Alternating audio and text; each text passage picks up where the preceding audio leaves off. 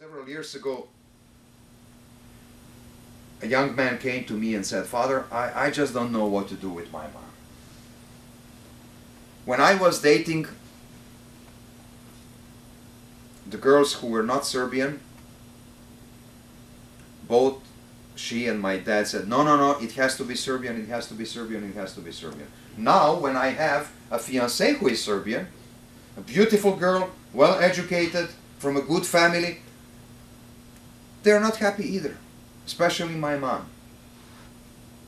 And, you know, we have established a date for our wedding, which is going to be next year. Well, it was 6-7 years ago. And she said, no, no, no, no, no, there will be no wedding. I said, why? Well, I don't know, but, you know, I think that I'm going to be very, very, very ill. And she really became very ill. Now, one day, I have received an invitation from Chicago University Hospital, and the 3 leading psychiatrists asked me, please, this lady asked for you. Could you go and speak with her and then come and speak to us? And I said, well, yes, I'm going to go and see her. I'm ready to take her confession, but I cannot speak about that with you. We could speak about her and so on. I said, just please do whatever you want. Just go and do something with her. So after spending 1.5 hours with her, I realized that she hasn't changed. She was always the one and the same that I knew from before. A good, very good Christian soul. You know, but one who suffers from this unhealthy and pathological mother's love. And she thought that her escape into illness will stop her son marrying the girl she doesn't like, period. She suffered from some headaches, imaginary headaches. But now all those doctors and, you know, MDs and Ph.D.s and whatnot, these were around her trying to find out, and these tests and that test and everything possible which the University of Chicago has been applied with no results. Changing the pills every single week. She spent several months there. So after I spent 1.5 hours with her, and I said, look, you will get well as soon as you are going to be able to say a very short prayer, and let's do it together now, you and me, for the well-being of your son and your daughter-in-law. Oh yes, I'm going to say a prayer for my son, but no, no, no, not for her, not for her. And I said, look, I have to tell you something very honestly and openly. Your son, your future daughter-in-law, and myself, we have set a wedding date. With or without you there. Do you understand? You have 2 choices.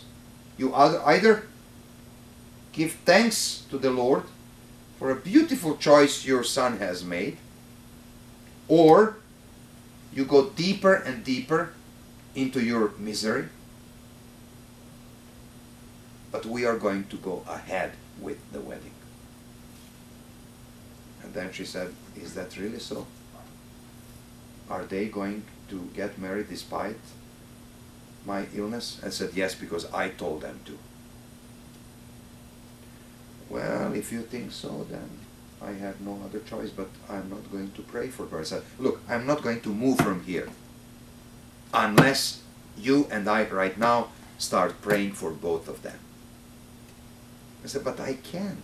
I said, give me one good reason. I have no reasons. Well, that's the key of the problem. And very often that's the key of our pathology. No reason. I said, okay, dear God, help my son, help my son. and my future daughter-in-law. Silence. Please say, and my future daughter-in-law. I had to say it several times, and then she said, slowly, and my, well, future daughter-in-law, if it has to be, help them, Lord. I said, okay, let's do it once again, with a little bit more love in the voice. And we did it, I don't know how many times. So after I finished with her, I went out and I said, gentlemen, I'm very sorry. How do you expect that despite, I mean, with all my respect to your knowledge and your experience and everything, just the fact that you are specialists in your fields will give you the keys to open this person. One thing which you do not understand is a very strange mentality which she has. And I said, well, that's why we called you, because as her priest, you probably could tell us something. And then when I explained the whole situation, because they had no idea, and I said, look, all those stories about the headache, all your experiments with her eyes, with her whole being, were in vain. You could have treated her with sugar pills. It would have been more effective than with the real stuff. 5 days thereafter, she left the hospital, and she was such a happy mother-in-law in that wedding. She was dancing, because she was finally able to let it go. Why? Why? I discovered many months later, when she told me, Father, I didn't know any way better. That's how I learned from my mom. That's how she was received in the family of my father, her husband. And I thought every mother-in-law has to be strong and strict. Maybe that's not the right way, but I didn't know any other way. I said, well, now you know the other way. Maybe that's an extreme case, maybe not so extreme.